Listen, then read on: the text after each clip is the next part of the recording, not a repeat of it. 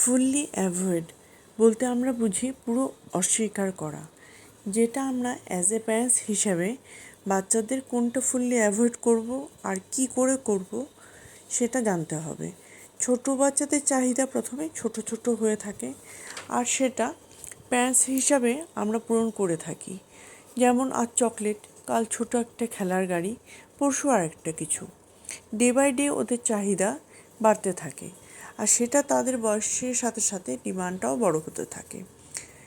তাই as a parents আমাদের খেয়াল রাখতে হবে, বাচ্চার বয়স অনুযায়ী আমাদের তাদেরকে বোঝাতে হবে, না হলে আমরা নিজেরাই বাচ্চার বিপদ ডেকে আনবো।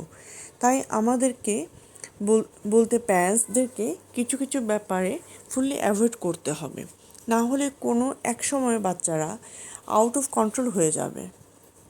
তখন আমাদের বলতে প্যারেন্টসদের কিছু করার থাকবে না।